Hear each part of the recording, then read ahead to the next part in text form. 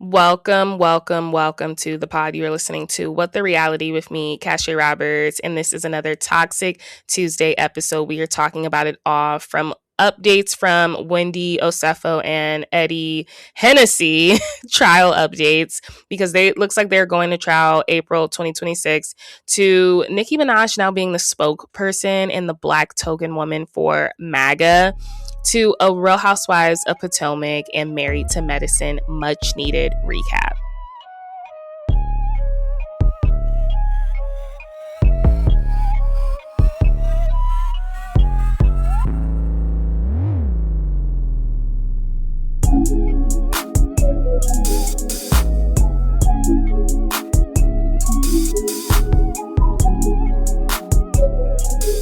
Welcome to the pod. You're listening to What the Reality with me, Cashay Roberts, and we are back with another Toxic Tuesday episode, and it is a very toxic episode.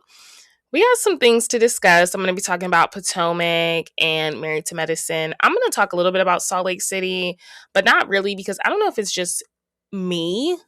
I highly doubt it, but I'm kind of over Salt Lake City, the whole gang up for Meredith, and that's what I will talk about. But it's like the same old. That's why I'm like, I don't want to talk about it. There's nothing really interesting going on. This Greek trip, I was like so looking forward to this Greece trip. You know, Angie's hosting it, and I'm telling you, what the best trip this season has been the boat. The boat has been the best season. I fear like this Greece trip. It's like we're already 3 episodes in and we're just still talking about the same stuff. Heather can really just be off of my screen for good. We got some reality topics. As of now, I'm going to try to put Jersey Shore Part 2 out on Friday. However, don't be shocked if it's not out. I'm not sure. Just depending on my research and stuff, I don't know if I'll be able to really have like all the stuff I really want before I record. I'm going to attempt to though. So if I really do attempt, I'm going to be so proud of myself. But yeah, I am a little behind with like getting my research for part 2. So I'm just like, I don't know if I'm putting out an episode yet or not for Friday. I'm going to try though. I'm definitely going to try. How are you guys doing? It's about to be Christmas. Merry Christmas. Happy holidays. I'm enjoying my week off in the office and in general, just I'm enjoying my week off. And yeah, I needed a debrief before the holidays, and I'm so glad I saved my PTO. Guys, I started reading and I'm like addicted to this Wendy series, Wendy City series. It's basically like sports romance and I'm addicted, but you can tell like I haven't read in so long like a good series because I started from book 2. So I'm reading the Windy City series by Liz Tomford, and I just stumbled across it on Amazon. I'm really excited. So I finished book 2, which was The Right Move, when I should have started with Mile High. So I already know the fate of the characters from Mile High based on The Right Move, but I still wanted to read Mile High's love story and how they even got together or whatever. So I started, it's like a 5-book series, sports romance, different sports, but it's an all connected group. I really like it. And I really loved The Right Move. And then I realized I had ordered my book 3. I'm like, wait, I didn't read book 1, which is Mile High, which I'm really into right now, which is really good. These are our top rated books on Amazon. And I think like they got good ratings on Goodreads and Book Talk. So I'm really excited. I will be into this. I also read like self-help books too. But like my niche is definitely like sport, like not even sports romance, but like romance, like, and not cliche romance. Like I don't like it when the guy's just like mean for no reason. I like sports romance though, and I'm shocked. I'm shocked because I'm not your number one sports girl, but I am into the sports romance. I find something very exciting about it. And yeah, I just find it so funny how in my reading journey, I started with like book 2 when I need to start with book 1. But whatever. How are you guys doing? Merry Christmas, like I said. I hope everyone is enjoying the holiday times. And that's honestly why I will say I don't know if I will have my part 2 of Jersey Shore because it'll be holiday time and everyone just wants a break. But nonetheless, I'm bringing you Toxic Tuesday. And we have topics to discuss. First up on it, podcasts are going digital, which we already knew that, but like they're collaborating now with streaming. So Netflix and iHeartMedia have a deal, and this is like signing like the top creators of iHeartMedia podcasts. And now Netflix is going to be bringing you on their platform the video format of the top performing podcasts from iHeartMedia. And I think this is going to transition to Spotify and everything. I think Netflix can ink and deal with anyone. The money's large over there. But in this press release with iHeartMedia, I just think this is so fascinating. iHeartMedia, the number one. I used to intern at iHeartMedia, guys, by the way. The number one audio company in America, Netflix, today announced an exclusive video podcasting partnership for more than 15 industry-leading original iHeart podcasts. The agreement includes all new episodes from the podcast lineup, as well as select library episodes from each show. New video podcast episodes will launch on Netflix in early 2026 in the U.S., with more markets to follow. The lineup of podcasts joining includes The Breakfast Club co-host Charlamagne the God. That is like the one that I think that's like the biggest out of all of these. Obviously, Dear Chelsea is pretty popular. I'm talking about ones I know. Joe and Jada, I know. Those are like the ones I know, but I think Charlamagne the God, his being like the biggest deal ever, like his was a $200 million deal with Netflix, which is insane. And yeah, I watch The Breakfast Club. Like I tune in and see what's going on because they do have like the latest pop culture news and stuff, and I have to stay pop culture-y. So that is really good. His deal is $200 million. What? He's eating good over there. He is eating good. He just proves every day why he is a media god, like literally. Some other news that's like digital wise, because I know I normally talk about people, but I'm like, what is going on? The Oscars is now going to be leaving ABC Family or ABC Network and is going on YouTube. But this isn't starting, I don't think, until 2029. So we still have some time. When this came out, I was assuming this was happening like next year. This isn't happening until 2029. So this article with The Hollywood Reporter, is saying the Disney-owned Alphabet Network, I don't know why they said Alphabet Network, will continue to air the Oscars long, the world's most watched awards telecast, through the 100th edition of the awards show in 2028. So that's the only reason they're doing it until then, or I think they would have done it sooner, but they're like, okay, we'll wait till the 100th edition. After that, the ceremony will be available live and for free to over 2 billion people around the world. On YouTube and YouTube TV. And I think that's the biggest gag. It's like, it won't just be on YouTube TV. It'll be free. Like, you'll be able to access this. It'll be streaming free. So I just think it's like making these award shows more accessible because the ratings have been sinking. A lot of people are catching this on TikTok Live. A lot of people do not have cable. Streaming is the new day and age, hence Netflix, iHeartMedia's, new deal. I just think this is going to be the new way of life, especially as we venture into like the later 20s and the later 2020s and into the 2030s. Like the digital world, Gen Z was raised on the digital. And then we think we were raised on digital. Gen Alpha, the next generation, is really been raised on it. So I thought that was also interesting. But we do have two more topics to talk about. I wanted to talk about. Now we're getting into the people. That was just like the digital update. Wendy Osefo and I was going to say Eddie Hennessy. Eddie Osefo, there are some updates going on with that. Prosecutors have revealed that they have very little money in 67 credit/debit cards. So that could mean 67 credit and debit cards. That could mean 67 credit cards, 67. Like, they are in so much debt, you guys. It is insane. I'm reading this article from Blast, and hopefully it lets me scroll. This is from this article. Real Housewives of Potomac stars Wendy and Eddie Osefo were back in the court on December 19, 2025 for their ongoing fraud case. In an attempt to block prosecutors from viewing 8 years' worth of their financial records, prosecutors argued to the court that there is a public demand and interest in the case and that securing Wendy and Eddie's financial documents would ensure justice is done. During the recent court hearing, prosecutors also revealed that Wendy and Eddie, quote unquote, have very little money. They've been apparently burdened by substantial debt and have 67 credit cards. Yikes. According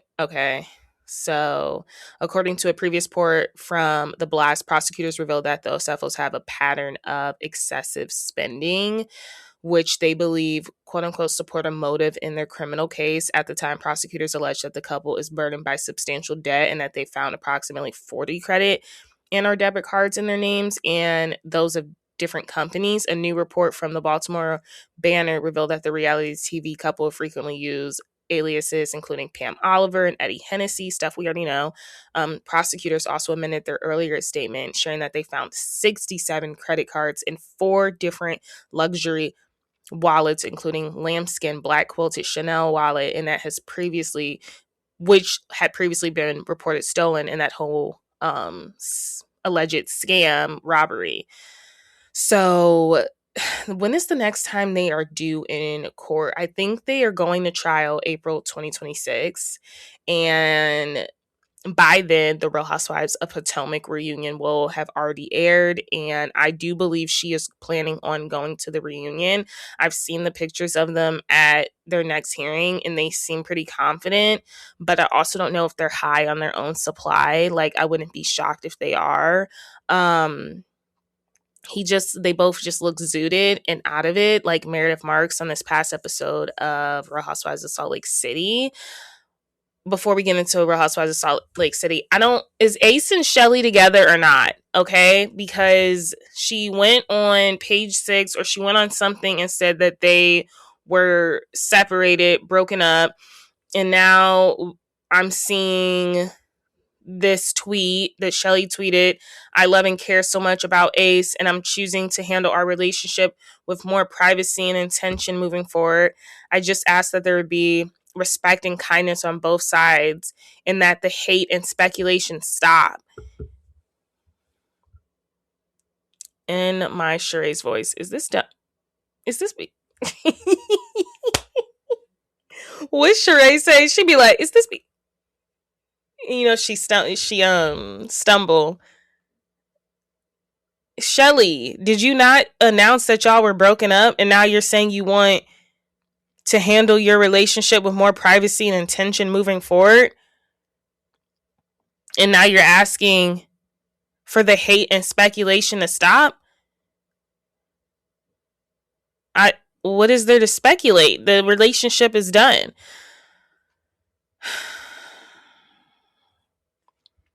Janae is living her best life on Tart Island in Turks and Caicos. If you guys haven't seen the countless amount of Snapchat stories, find on Instagram, on Snapchat archives. I don't know how Snapchat works. I can't believe people still use Snapchat.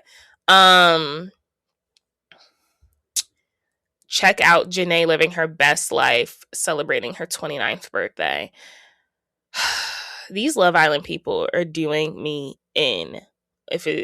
Chelley, she's just so attention seeking to me. I think she thought announcing the breakup, oh my gosh, is this snowing? I think it's literally snowing where I'm at. Wow. She's like one of those people that's like, why would you announce that? She announced it and now she's kind of like taking it back. She's like, well, actually, I don't want you guys to speculate that. But it's like, did you not announce that the relationship was over? But so I don't think she got the press she thought she was going to receive for this breakup. I don't think a lot of outlets were covering it. Maybe social media outlets were. I mean, news outlets, no one really cared. So I think now that it's been super dry. Also, Ace hasn't said anything. He also hasn't removed any photos of them. So a lot of people were speculating that they were trying to just get some buzz generated. A lot of people also said that, you know, they just really thought they were going to be popular. I'm one of those people. I might be the only one. I'm not. But they really just thought they were going to be more popping. And that's why they did like 30 different Halloween costumes to really showcase their skills. And they just thought their phone was going to be ringing off the hook, but they just come off so thirsty to me. So it's like, I I think it's very cringe. I feel really bad for her. Guys, I'm genuinely shocked because it is like actually starting to snow hard where I'm at, and there was no snow in the forecast today. So that's shocking because now it's snow in the forecast. And it's coming down kind of crazy. Okay. Chelley is just being so, they're just so, Chelley's just so thirsty to me. And you know what's crazy? I forgot the biggest headline. Oh my gosh. Chelley and Mariah the Scientist went to college together. And if we want to talk about desperado individual women, I'm putting them in the same category. I totally forgot.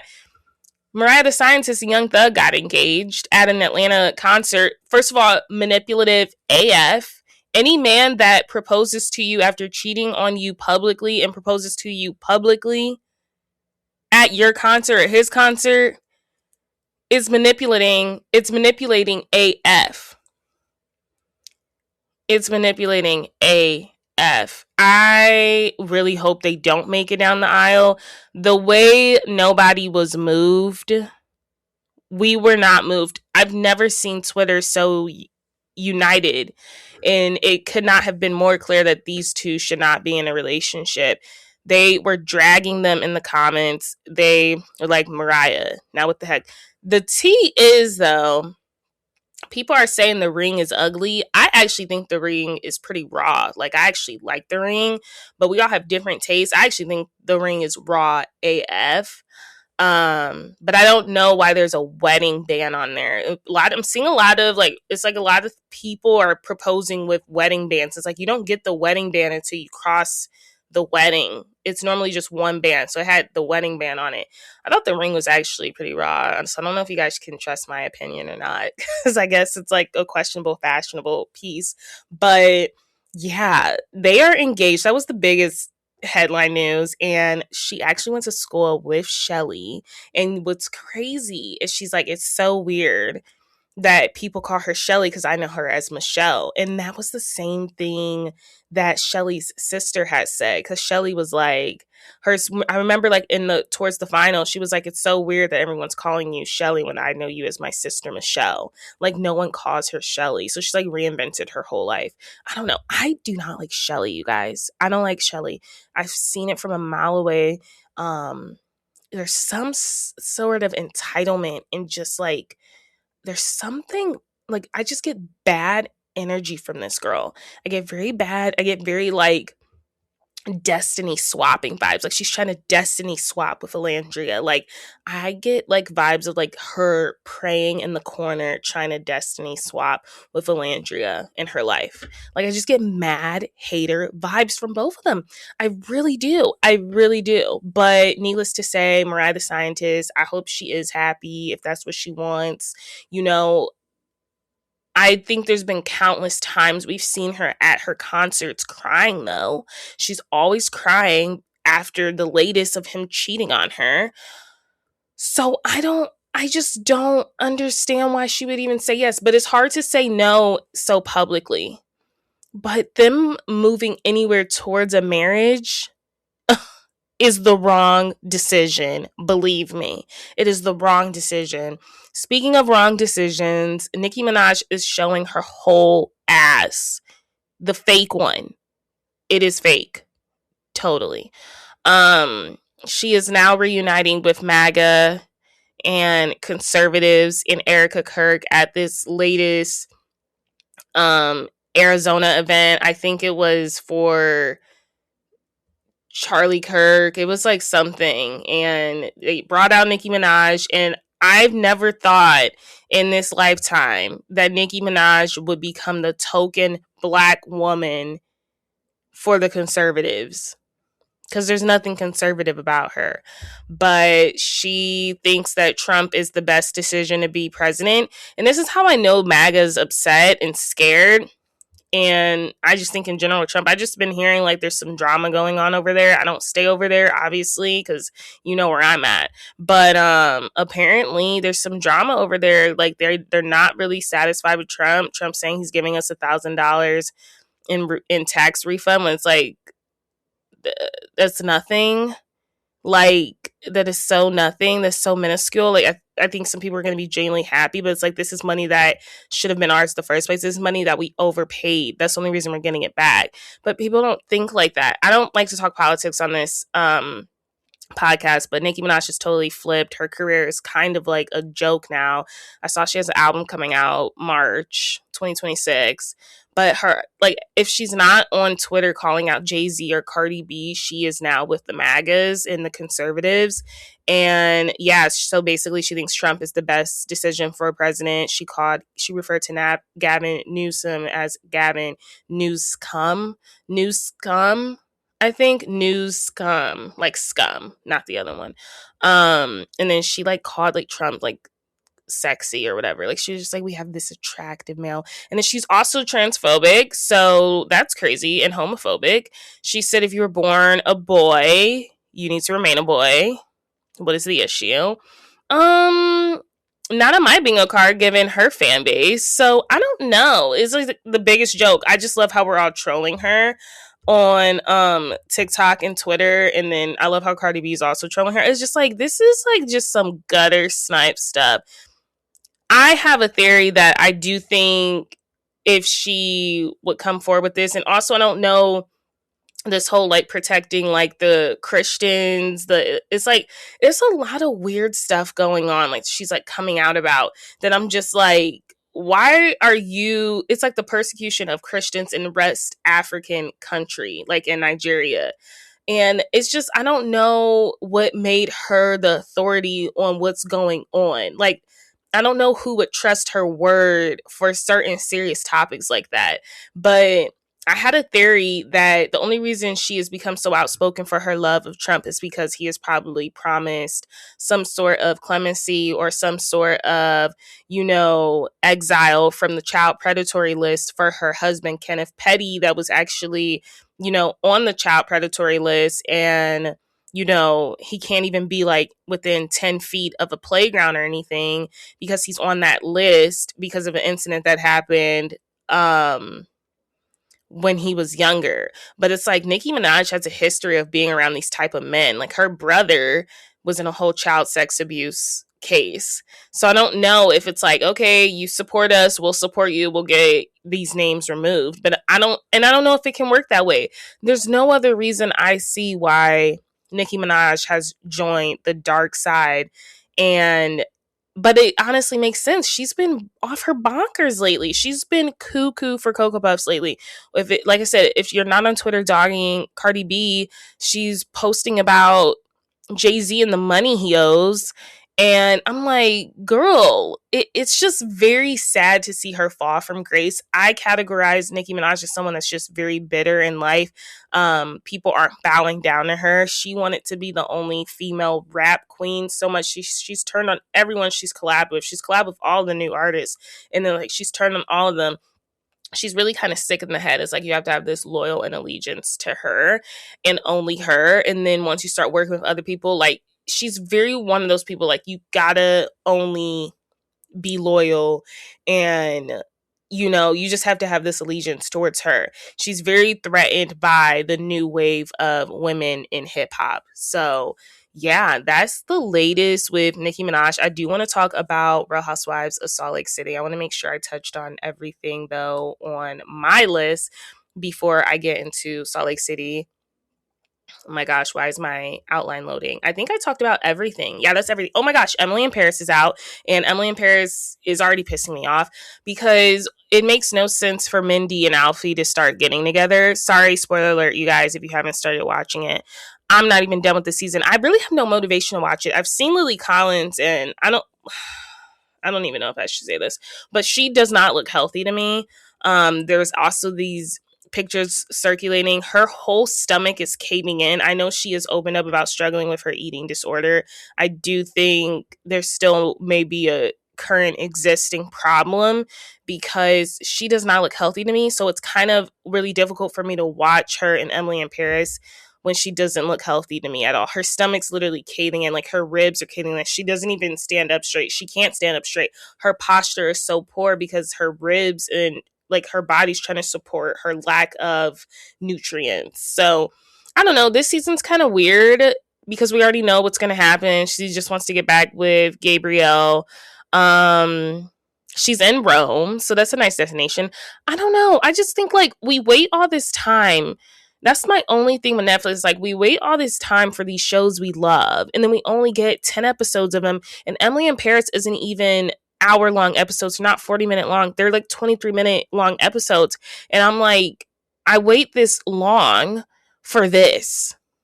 And I think I'm really pissed off about the whole Mindy Alfie thing. I'm like, I thought we were just going to write him off. I mean, he's beautiful to look at, but it makes no sense for me for them to get involved because I don't think Mindy would ever really do that to a friend. So it just seems like, okay, is this the last season? I think I see them having one more season. I think it did get renewed for season 5 and 6. So maybe season 6 will be the final season. I think it should be. Because it's kind of, this writing's gone pretty stale. It's become very predictable. But what I will say that was not predictable was Mindy and Alfie getting together. Like I said, I just think that's not something Mindy's character would normally do. You was just bored and single. That is what that is. But let's talk about Real Housewives of Salt Lake City and the problem they have over there. I can see a lot of the cast getting let go over there in Real Housewives of Salt Lake City. Meredith had a whole breakdown in Greece because it was Mother's Day and, you know, she wanted to hear from Brooks and Chloe. She did hear from them. I don't know. Meredith was doing the most. But also, I just don't think Meredith wants to be around those women. I wouldn't want to be. And I guess Brooks had a flight, and so she was really trying to talk to him. I don't know. It just seems like it was blown out of proportion. However, I'm ready for Heather's takedown season, which is why I was like, why wouldn't you put Jen Shah back on the show? Because that is something that is very much happening. But I don't know. I just feel like Heather and Whitney are so holding on to this issue when Brittany's not even holding on to it. And I loved Angie clocking Brittany about her hair. Why are you trademarking high body count hair? Brittany has too many extensions. Her hair, it gives me like Kyle Richards circa like 2008 when she first started on Beverly Hills, and her hair was just, it was long and gorgeous, but it was so limp, there was no body to it. And you know, she didn't do nothing to her hair. She just kept out. Kyle, the infamous, like, oh my gosh, let me rub my hands through my hair and push it to the side. Like Kyle, she always had her hands in her hair. It used to drive me nuts. So, but yeah, Brittany's hair looks a mess. And I was just here for, towards the end of the episode, Angie saying your hair actually is not good. And she's like, when I look at your hair, it makes me want to cut a few inches off of mine. You know, she was just going in on Brittany nonstop. I like Angie, but like I said, I had so much more high hopes for this trip, and it's really falling flat because it's like Brittany's not even mad at Meredith anymore. Y'all just getting mad at her at different stuff now. Like y'all not even really mad at her for the situation on the airplane. Why are we still talking about this if there's no footage? Heather has become very unlikable, and I continue to say that the more weight she lost, the more Regina George she morphed into. But even Regina George, I would still want to hang out with. You know what I mean? I don't want to hang out with Heather Gay. Heather Gay is this loser that has never been at the cool girls table. She dropped a couple pounds. She did 200,000 worth of, you know, plastic surgery. And now she's trying to tell somebody that they're insecure on their looks when look at you and look how you used to look. You're the last one to be sharing this message. And now you sit at the cool girls table and you're trying to get rid of another cool girl that you are jealous of, and is just clicking down. She's completely clicking down. She's lost all her sense of humanity and relatability. Like she used to be so relatable. She used to be funny. Like Heather had that in her. And now she's just trying so hard with this narrative. I don't want to be a mom. Like I hate being a mother. And it's just like, girl, get something else. Get something else. She does look good in her one confessional. with the super blonde hair and like the purple dress or something. I really did like that. But this one confessional she debuted is like this jewelry piece attached to her shoulders. It looks awfully terrible while she's like on the phone, like pretending like one of her daughters call. And I don't know. Heather, she's just clicking down for me. Whitney is a mess. There are rumors that there will be an announcement at the reunion about possibly Whitney and Justin no longer being together. If that does happen, my intuition has never been so on key. I've said that from the beginning. I said once Salt Lake City gets their first divorce, because they will, due to the show, it will be Whitney and Justin. Because at the end of the day, Justin lost his job for that horrendous display of affection on the TV screen of them in the bathtub. Or was it the bathtub? It was them painting. He lost his job because of that. He has in return resented Whitney ever since. Can you blame him? And then he has now invested into her business, and the business fell apart. And I said, honestly, you got to be careful with men like that, because there's a part of me that definitely thinks that he was saying that or trying to invest in that to kind of get his get back. He was very upset about how he lost his job and everything he had due to the show. So let me invest in your business, baby, and then let me blow it up in flames. I don't know. I could see it happening that way. I wouldn't be completely shocked if he had an ulterior motive. Justin's a good guy, but like, I don't know, especially Whitney has another thing coming though, because her stake on the show is only because of Heather. She's kind of like a Robin Dixon. So I don't know. Whitney, I do think she's necessary to the show even more so than Heather, but I do think like she isn't necessary for the show. Like there's plenty of Whitneys that you can find. You can't find another Mary. You can't find another Meredith. You can't find another Lisa. And you can't find, I personally think, another Angie. And Bronwyn. There's certain people that I just feel like are not replaceable on that cast. And it is an ensemble cast. We could function without Heather and Whitney. And that's the real tea. And that's why Heather is so upset that Meredith honestly worked it out with Brittany without her. Because she's like, I'm supposed to be the person that gets the group together. I'm supposed to be the, person delivering the common voice, gathering the minds, speaking for the folks. Y'all figure this out without me? Oh no, this is about to become my whole storyline. That is why Heather's really upset. I don't know, Salt Lake City, I'm glad we are taking a break, for the New Year's and for Christmas, because I do need a break from it. I am over it. What I'm not over? Married to Medicine and Potomac. Let's get into those fresh recaps I did just watch. I am so baffled, you guys. There was no snow in the forecast, and I'm looking at my window. You can't tell. The snow is coming down. WTF. Okay, let's get into this Potomac recap, which was another good episode. Potomac is killing it. We're on like episode 12, I think. So we still have, I would say, probably like 6 more episodes, maybe 8 more episodes. I can see them going up to like episode 18, 19. Maybe they'll go up to 20. Maybe they will. So Angel, we're coming off of the tail end of the ladies essentially accusing Angel of being evicted and only coming here to be in with the group, basically for the show. Angel denies that. She says she simply just got the dates mixed up with the Airbnb lady. She's like, no one was literally evicted, and she did not come here to be a part of the group.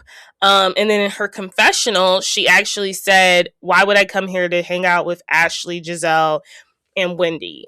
I think because you thought you were going to get along with Ashley and Giselle. That's why. But also, like, why not say that in scene? Like, you think I came here to hang out with y'all? Like, let's be for real. Like, and that's my issue with Angel. Why the heck we not just gonna say that in scene? Let's say what it is. Let's say what it is. Let's mention it all in my Bethany Frankel voice. You guys think I need to move to Maryland to kick it with y'all? No. And that's why she clicks down for us, because you want to say this stuff in the confessional, because that would have been a better read. Tiermo exits the building. Is it Tiermo? Tiermo? He has exited after 34, 36 minutes at the party. He came to support Stacey so these heifers could stop saying this man don't exist. And just as when he walked in, Giselle had the most sour face. Lord, I hope I do not look like Giselle. Like, that is just a bitter soul walking this earth. Like, if Giselle has no haters, I am dead. Like, she is the most bitter person I've ever laid my eyes on. She's so nasty and foul, and it's in her soul. At least with Ashley, you know she's just doing it for a check. Giselle is genuinely unhappy in life. As soon as she saw TMO last episode, she had the most stank, disgusted face on her. And honestly, it's hard to tell if that was her real face or not. But as soon as he leaves, she's so giddy about it. When Wendy relays that information, Wendy, she's messy. He thanked you for meeting him. He carried on. He exited out. And then you're going to run the two messiest girls you know and tell them he leaves and how, like you kind of had some mess with it. And it's just like, are you and Stacey friends or not? Or do you use Stacey as the butt of the joke? Or do you only use Stacey to uplift you because you love rooting for an underdog? Like, I don't understand Wendy's motive in that friendship with Stacey. Is it, I do see what Kay means. Is it because it makes you look better rooting for the underdog? Because I 110% see that now. I don't know why she would run back. It was just kind of messy the way that information was delivered. And so now you're giving them ammo to be even more nasty to Stacey and then questioning I can't even say it, the validity of the situation. When it's like, he showed up. Who is showing up for you guys? No one. He is showing up. And it's like, you wish your ex would show up, Giselle, because you've been embarrassed, what Stacey say, enough times on camera by a man. Like, I just think she's such a nasty spirited person, and the way they try to flip it. And then, you know who's also nasty is like literally this conversation with Ashley and Charisse about her 27-year-old son, who's literally my age, who should be dating more appropriately his age, messing with his mom's friend.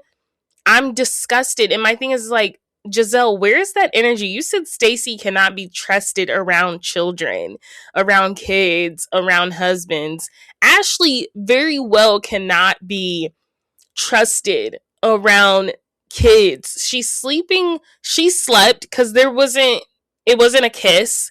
They slept together. She slept with Charisse's 27-year-old son. Fully age appropriate for him. You know, he's 27. He's nowhere near the 21 bracket, you know, the 18 bracket. Okay. Ashley is 37. She looks good AF. I mean, I'm not going to ever say Ashley's not a pretty woman, but for you to sleep with your friend's son is wild.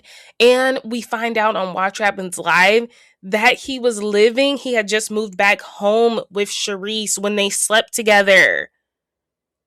Ew.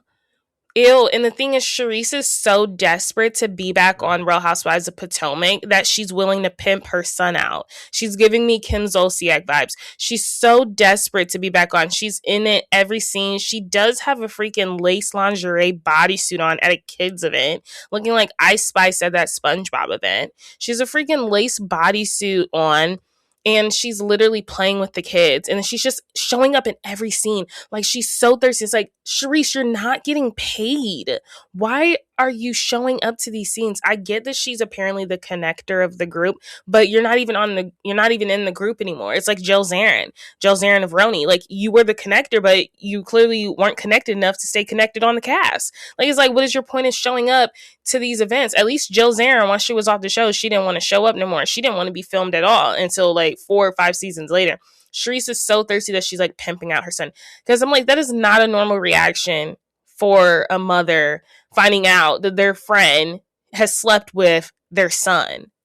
I'm so disgusted by that. And I just wonder if Giselle feels the type of way. Because you're the same one saying like, Stacey can't be trusted around husbands and children. But it's like, no, your friend, Ashley, who you have an alliance with, actually can't.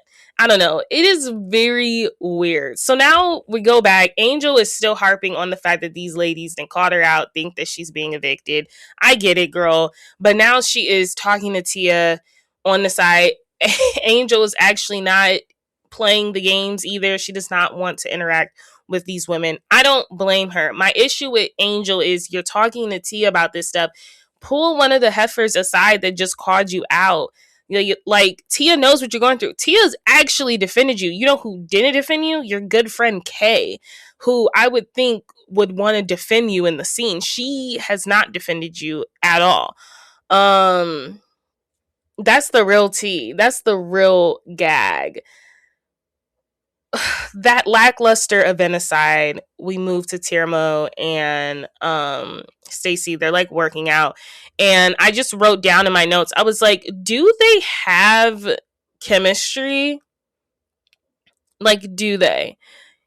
She says she wants a bootay. He's like, absolutely not. He likes his women thin, frail, all bones. He does not want her getting a Potomac butt. And he did not like her hanging out with these black women with some bodies. He said, please keep your nothing straight back, no butt body, big breasts. He said, I do not want you getting a butt hanging out with these black women on this show. That is what Tirmo has said. So Wendy's house is renovated. It's gorgeous. The kitchen is gorgeous, but I just cannot help but, is it production? Are the editors being extra messy? We clearly know there is some stuff going on financially, legally with Wendy and Eddie Hennessy. Why you would take a debit or credit card out in that name is beyond me. I don't know why you would even do that. But yeah, so the renovations look lovely. How much money did they cost? Because we know as of today that apparently they have very little money. And it's not shocking, the renovations, the student debt, the constant new ventures she's on. I wonder what happened with the talk show. Is she still doing that? I don't know. And then the constant, just label whores. They're label whores,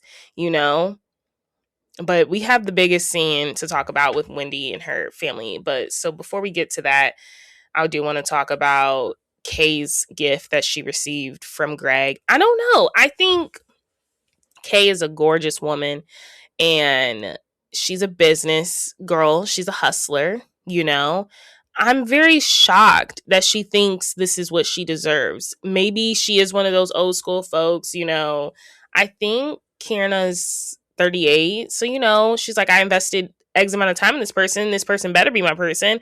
I understand that, but you only are getting older. And this man went to a jewelry place to look for rings and walked out with a picture frame. And you know what I thought would have been cute if he did the ring in the picture frame. Like it was a picture of the ring. And then she's like, oh, what's this? And he turned around and oh my gosh, she's on his knees proposing to you. None of that happened. Okay, first of all, he's like, I got a gift for you for moving back in. It's in a Home Depot box or one of those moving box. A bouquet of fresh flowers in a box, a cardboard box, and then a bag with this jeweler that she knows she sent him to get a ring. And she pulls it out and it's a picture frame. It's a picture frame. Not even a bracelet, earrings, a necklace, a picture frame.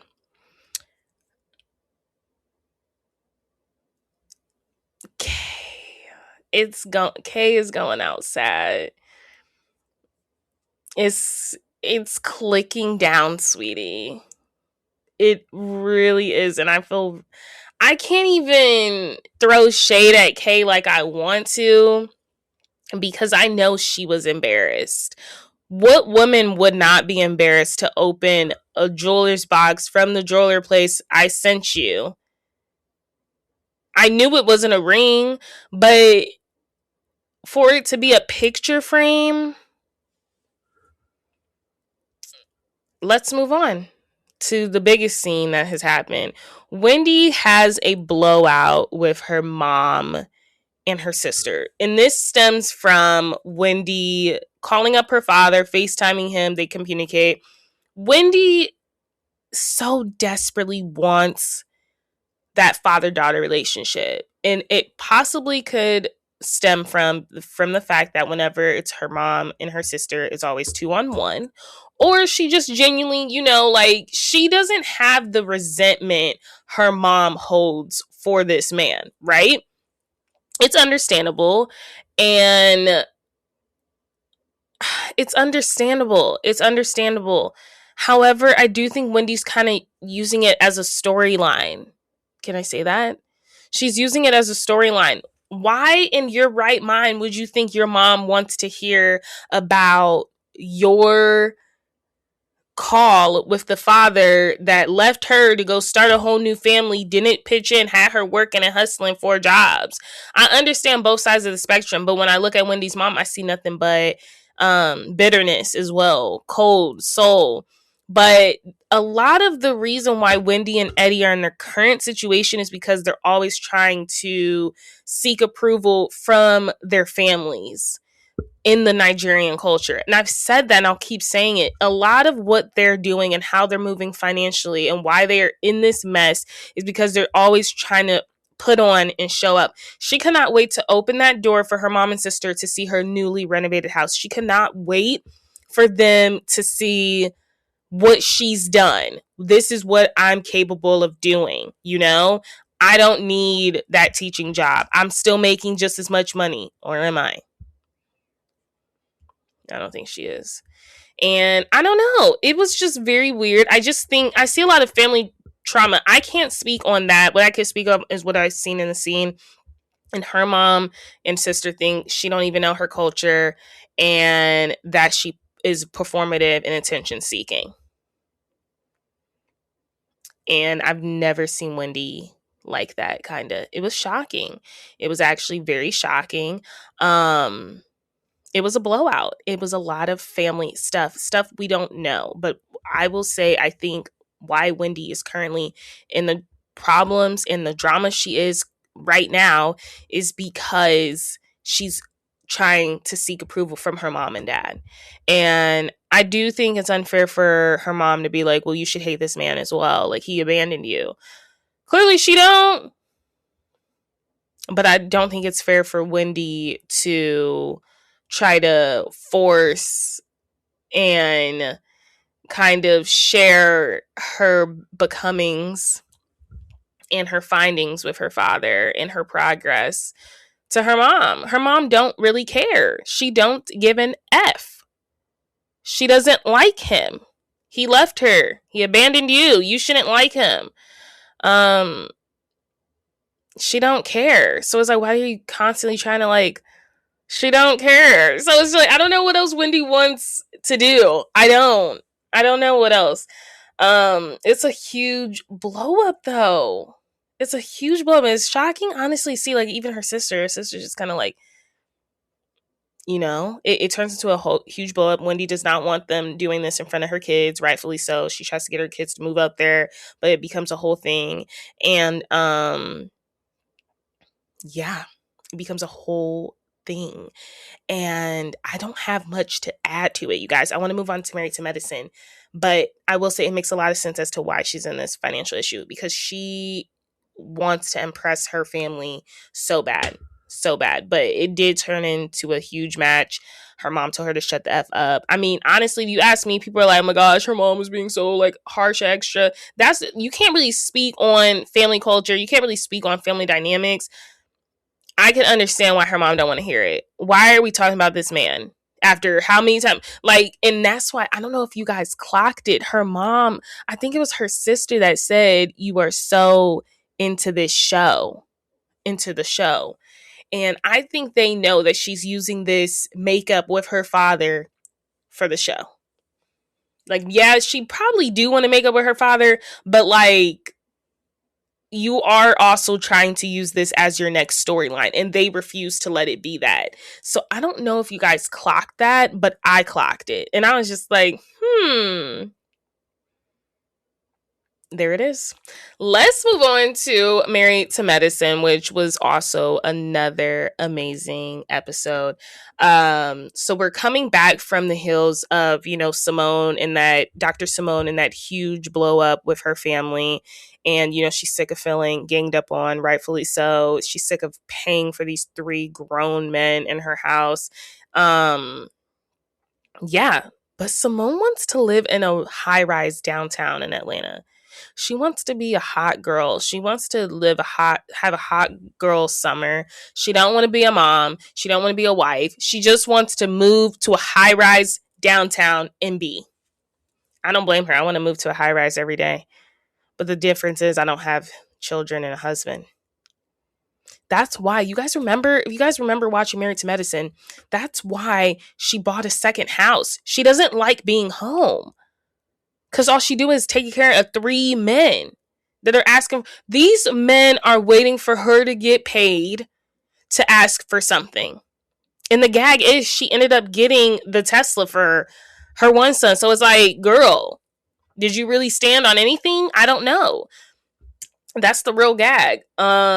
Jackie is like whispering to her. She's like, girl, you need to stop. Why do we care if our friends are getting divorced or not?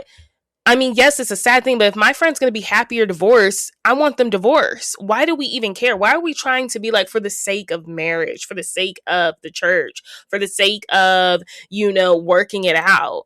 If your friend want to get divorced, let her get divorced. Jackie, why? Because you're suffering in your marriage, your friend also got to suffer. It was so weird to me how she's like, oh, you don't mean it. You don't mean it. Stop saying that. We're not about to have this conversation again. It's like deja vu. What if we are going to have the conversation again? Maybe the conversation originally should have been, I should have been divorced. I mean, these women and their obsession, like, that's the one thing I will say about Married to Medicine. Like, yes, they do want to help your marriages. Married to Medicine is literally built on relationships and stuff, trying to work it out. And that's why I still think to this day, that's why they've ostracized Quad, because she didn't want to work that stuff out. She tried working it out. It ain't work. I'm leaving this man. I don't know if her next man's any much better, but, she just wasn't willing to kind of do the struggle thing. She was over it. She's like, you know what? I'm only getting older. I want children, just not with you. I'm about to go find the next love of my life. She wasn't down for the struggle of. I don't think anyone should be. So you got Jackie whispering in Simone's ear, like, oh, like, get over it. Like, stop. You're fine. No. Sometimes we aren't fine. Sometimes we do want a divorce. And sometimes we want to live in a high rise. Like, what is the issue? Other than that, Toya and Eugene are having a conversation because Toya does not understand why Eugene had to pick up these hours. Toya is being a little dense. Something's going on. Mark my words. Something's going on. Something's going on. And I'll say that because even her Watch Happens live performance was very interesting. Something is going on. Like, something is very much going on. I don't know what else to say. So Toya doesn't understand why Eugene has to work extra shifts when she knows that she is an expensive person. And the only reason he is working these extra shifts is to afford the lifestyle in the new home they move into every season. But Toya, we found her weakness. Her weakness is the home. She's very defensive over the home. And we're going to get into that. She's very defensive over the home. And we see that play out this episode because she has an insane blow up and then tries to deflect it towards Dr. Mimi and Dr. Heavenly and them not being supportive. When she started on one, she doesn't like it when you talk about her house because she's so insecure about moving every season. They move every season. They built their dream home every season. And then you tell me the next season, the opening, oh, we found a better house. Oh, we like this house. So my thing is, are you getting into these homes, flipping them, putting them on the market, getting more money, taking that money, flipping the next house? Is that your business? Because maybe you should get into like interior decor. Maybe you should do something instead of just being a stay-at-home mom, Toya. Maybe you should help contribute so Eugene doesn't have to freaking go and work 2 hours from Atlanta and not come home. Or he works, I think his commute is like 2 hours and, he has to be back so quick in the morning, so early. So he just stays at a hotel. That's something that's rubbing her the wrong way. And she doesn't understand. She's like, why are you picking up more? And it's almost like he wanted to go. Our biggest expense is what we're going through right now. Like, he cannot afford the normal shifts he's working. He can't afford the normal shifts that he was working to sustain their lifestyle. And that's the real tea. And I feel like Toya knows that, but she likes to act a little dense. And I'm like, he's clearly working for you to afford this. There's a lot of this. There's a lot of stuff going on. I don't know. So they kind of get into it on the boardwalk, and it's kind of setting the scene for the episode. It was just very bizarre to me that we're having this conversation like we don't know why you're getting into it. I want to talk about King and Quad. King came off very lovely last season, and maybe it's because her ex was still on the show and he wanted to prove that he is the better man. But he's not coming off the same this season. Their relationship is very like low blows. And I feel like when you start becoming nitpicky in a relationship like that, you just constantly nitpicking with people, you constantly making fun of them or pointing out flaws, something ain't right. Something ain't right, honey, in the sauce. It is not right. And I don't know. I don't know if they're going to last. And I don't know if they should be doing this intimate IVF process if they are not going to get married, because King seems dumb with her stuff. He throws a lot of shots at her. He made a call about her walls being worn out. And I don't know if he's saying he didn't worn them out or if he's saying she's ran out, like she's worn out. I don't know. And then he has some comments last episode about, you know, her trying to working out. He's like, you trying to unbig that back. There's just some kind of like snide remarks that they keep having. So we're monitoring that. We're monitoring that. I still love Miss Quad, but I would hate for her to get into another deprecating relationship. I would hate for it to be something that's like you're always with a man that's like talking down to you, and you're always having like to get into it with it, like get into it with them, because that's what it's honestly giving. What else is going on? I love Dr. Mimi and her husband Steve, and Steve be having that stuff on. He had that low outfit on, that 2-piece set in his confessional. I genuinely enjoy them, and they open up about the challenges with their son Stevie. I didn't realize their children were 18 months apart. They open up about like the challenges with him being diagnosed with autism. And then we actually witnessed, like the viewers, a whole scene of him like hitting his sister out of nowhere. It seems as though to us, like he just slapped her and then they had to like stop. And it was just a very emotional scene to actually like see it play out. And then even in the confessional, you could see Steve is like getting teary eyed and he's like trying not to look at the camera because it's like something they're still trying to figure it out with the autism, and just like how to parent that. And it was just like so raw and vulnerable to see this man, this 6'5" man, get emotional over his son at that, you know, with struggling with autism. And I don't know, it's just very moving. I love Dr. Mimi and Steve. I really do like her. And I thought she came on as Toya's friend, but it seems like they are not in a good place. Even on Watch Weapons Live, Toya was like, I think that she just thinks that Mimi operates very sneaky or whatever. Or like, she does not like Mimi. I think she's threatened by her because Mimi seems very secure in her life. And I think Toya is threatened by anyone that is a working woman and that can still take care of the children.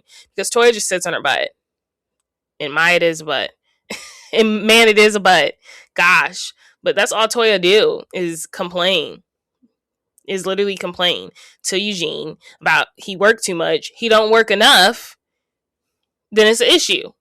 How y'all gonna pay for it in the next house?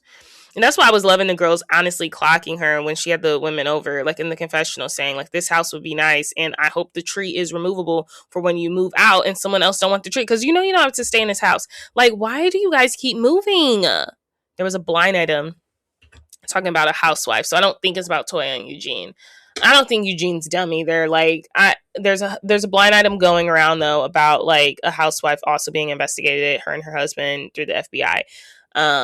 There was hits, same as Lisa Barlow, Shamia Morton, and then also hearing Whitney and Justin from Salt Lake City. but there's something brewing. Don't be shocked if something comes out within the next couple of months, because this blind item page is typically correct. It's kind of crazy. So I've been following that. But other than that, so Toya is getting ready to host her party, and she tells Eugene that she kind of already started something with Dr. Heavenly. Toya's very triggered by Dr. Heavenly, and I don't know why. Like, she lets Dr. Heavenly, I will agree with Dr. Simone, she lets Dr. Heavenly kind of get under her skin. And so Toya literally texts in the group chat, she's like, whose fake Balenciaga bag is this? And even Eugene's like, why we gotta start it off like that? Like, what is up? Like she's like, and my thing is, like, when you're a label whore, when all you have to show are your labels in your closet, the closet that is always changing every season, what do you really have out of life? Like, all you talk about is like being this labelist. Like, I just can't stand people. Their whole identity is with the label on their clothes. Like, you can mix high fashion with low fashion. Like, not everyone needs to know that you understand what a real Dior is, what a real Balenciaga. Like, there's so much more to life than like whose fake Balenciaga bag this is. Why couldn't you have just said, whose bag is this? You left it. I just feel like it is so pretentious and so elitist. And so it's like, that's all you have to offer is an insult about somebody walking in with a fake Balenciaga bag. People do it. I'm sure you were doing it at one point, Toya. You still may be doing it. I mean, you threw a whole Birkin birthday, a Birkin baby shower. Like, there's still, I just don't understand. But it's like, so Heavenly being the person she is, which is why I love Heavenly, and I hate that she's been demoted, because she is running for Congress now, or she's running for House, something else. But at the time, she was running for something in Georgia specifically, so she couldn't be on the show as a running mate. But I just hate that she's been kind of like demoted. But even though I still feel like we're still getting her, but I need more of her. So she responds, that is my bag, but hey, at least my house is paid off. Keep in mind, Toya is telling Eugene this whole conversation, which I probably wouldn't have told my husband. And so then Toya goes, well, I would hope it's paid off. You bought it in 2002. So that is already brewing. Fast forward to the party, okay? Toya honestly seems off to me. You could tell me this woman went to the bathroom to do some AC like Jody from Real Housewives of Miami, and I would believe you, because she seemed a little off her rocker. Maybe she was drunk. She's very mean and aggressive towards Eugene. Mimi comes in. I don't know if it's because Mimi and Quad are super close now. Mimi comes in and she like puts the napkin on the thing, like sits down, and Toya is very upset because it's like a concrete canvas, and like Mimi has on a dress, so maybe she just didn't want any dirt, and Toya calls her out and saying like, you think it's dirty? Like, you're not gonna sit there? Why are you sitting on that little napkin? Like, she's just like, oh my gosh. And even Mimi and Steve, they come in and they're like, dang, like there's a lot of negative energy. Like, she already kind of started on one. Now, on Watch Happens Live, Toya is claiming that Mimi, did that on purpose and she was trying to get a rise out of her. But Toya, she's missing some parts of the story, because she also said on Watch Happens Live that, what really got to her was Eugene's reaction and basically how bothered he was by the ladies coming for the house. And it's like, I don't think they were bothered. I don't think he was bothered with them. I think you were bothered with them commenting on the house. So you've already said that in the confessional, because they've came for all of your houses. Because why are you always moving? She would hate me because I'm going to be making a comment. Girl, why are you moving again? Like, it's not like you move in different apartments. Like, oh, like, yeah, I want to experience this apartment. Like, you are taking your family, uprooting them to a new shiny house every season and saying, oh, it's your dream house, and then uprooting them for the next dream house. The math's not mathing. How many dream homes are there? Normally there's like one or two. Like, she moves every season, y'all. Like, it's really weird to me. So then she gets into it. So Heavenly walks in, and she like asking for her bag. And then Toya, I think she was drunk, because Toya was like, do you really think my closet would have even closed with that fake bag up there? I'm like, you mean to tell me every bag you got up there is a designer? Like, it's just like, girl. So she was already on one with Heavenly, and then she's trying to play a game with the guys, and she's like, yeah, we're going to play a game. She's putting the hula hoops on the ground, and she's like, because we have a couples trip coming up, and we need everyone to be able to show off their bodies. I felt like that was kind of a hit towards your husband because he's not the most in shape. And then she's like, yeah, we're about to test physical abilities. But I'm like, Toya, you not the best in shape either. Like, you look good, but like, it's not like you in shape either. So I just don't know what the hit was at. She's like, she wants everyone to be able to like go on the couples trip without their top on. So I don't know. It was kind of weird. And I think Eugene was just like not paying her any mind, and he was just like, whatever, like they were all writing down notes, like doctor notes, as to why they could not, because they're supposed to, the spin on the party was like, this is your like sick day, like as these doctors, like you're using your out of office day. And so they were writing down notes as to why they could not, the men were, as to why they could not participate in this challenge. And then Toya just was honestly getting very angry in the moment and started talking to Eugene crazy in front of the group, and Eugene was honestly saying nothing, which is why I couldn't be with someone like Eugene. Like, you gotta say something. Like, I shouldn't, but you should never talk to your partner like that in front of a group of people at your party in your house. I also don't think that. And she does that often. But that's why I said their relationship works for them, because Eugene will take it. He will take the disrespect in front of the people. He don't care. Which is beyond me. So yeah, Toya and Eugene, they start arguing, and then Toya's like, you need to be a leader and lead the men, it was just a lot. She was very hostile at her own party in her own home. Like I said, I literally thought she was on drugs, or it could have been the alcohol. She was very angry. She was very angry during this party, and it was a lot. It was a lot of hostile energy, and I was just like, girl, what is going on? So, yeah. She calls out Eugene. She says he not making no eye contact. They start arguing in front of people, and then she starts crying to, like, I think Anila and Dr. Contessa, and then he comes in there and they try to hash it out. And he was like, you're letting XYZ get the best of you. And then Toya's bestie like, F them bees, them hater bees. And then she's talking about Dr. Heavenly and Mimi, because they were the ones saying, girl, like, let's not do this here. They were just like in her ear, like, hey, I think even Heavenly was like, girl, do not talk to him like this in front of, like, this is just the wrong path. Like, it was a whole scream. Like, she was trying to embarrass Eugene. It was very difficult. And we've seen her do this before, but like I said, I would have thought she was literally on drugs the way she was talking this episode. Like, it was very weird. I think her behavior at Watch Happens Live was really weird. I think she probably regrets a lot because she's still deflecting and saying that it was Heavenly's fault. I don't know. It was very weird, her behavior. I have no other words for it besides very weird, very peculiar. It was just very odd situation. So, okay, now we're at, and there's this other scene where Steve is like literally peeking in the kitchen, trying to see them arguing. Like, Steve's literally peeking in the kitchen. So that was a whole other thing. Guys, I'm like losing Wi-Fi, I think, because of this snow coming down. So I'm gonna have to log off soon. I'm at the end anyway. But you have Steve like peeking in the corner.